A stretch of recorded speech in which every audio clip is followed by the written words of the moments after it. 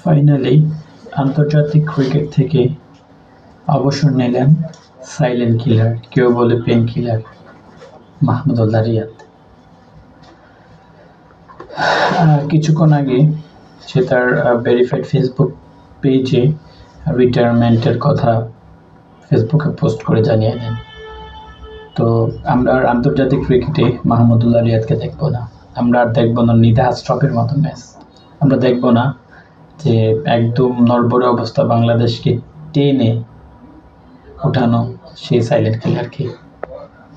Silent killer একজন legend. সে বাংলাদেশের জন্য যথেষ্ট করেছে। এবার নতুনদেরকে সুযোগ করে দেওয়ার জন্য সে রিটায়ারমেন্টে গিয়েছে। এখনো তার ব্যাট কথা বলে, তার বল এখনো কথা বলে। তার এমন কিছু ইনিংস আছে যেগুলো বাংলাদেশের মানুষকে স্মরণ করিয়ে রাখবে। তিনি হলেন সাইলেন্ট কিলার।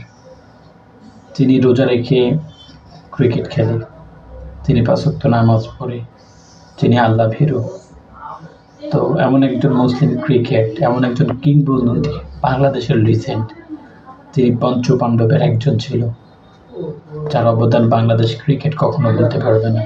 তিনি এমন নীরব ছিল, সে না করতো তার বিরুদ্ধে কোনো কিছু সে প্রতিবাদ। সে তার নিজ গতিতে চলতো। সে দেশের জন্য অনেক কিছু দিয়েছে। তো এবার নতুনদেরকে সুযোগ করে দেওয়ার জন্য সে রিটায়ারমেন্টে গিয়েছে। তার উজ্জ্বল ভবিষ্যৎ কামনা করছি। Finally Riyad pain killer, silent killer আন্তর্জাতিক ক্রিকেট থেকে সরে দাঁড়ালেন। ভালো থাকবেন রিয়াদ। যদি ডিপিএলে কখনো খেলেন, আমরা আপনার খেলা দেখার জন্য প্রস্তুত থাকবো। আমরা আপনাকে সবসময় মনে রাখবো আপনার ভালো ম্যাচের জন্য। আমরা বাংলাদেশে আপনার জায়গাটা যেন কেউ একজন দখল করতে পারে সেই প্রত্যাশা করি। বাংলাদেশ ক্রিকেট যেন ইন্ডিয়া, নিউজিল্যান্ড, অস্ট্রেলিয়ার মতো কামব্যাক করতে পারে। বাংলাদেশ যেন আগের ক্রিকেটের মতো ধুকে তারপরে সাইলেন্ট কিলারকে ধরতে হবে, এরকম যেন না ঘটে। ভালো কিছু প্রত্যাশা করি। মাহমুদুল্লাহ রিয়াদের জন্য শুভকামনা। বাংলাদেশ ক্রিকেটকে অনেক কিছু দিয়েছেন।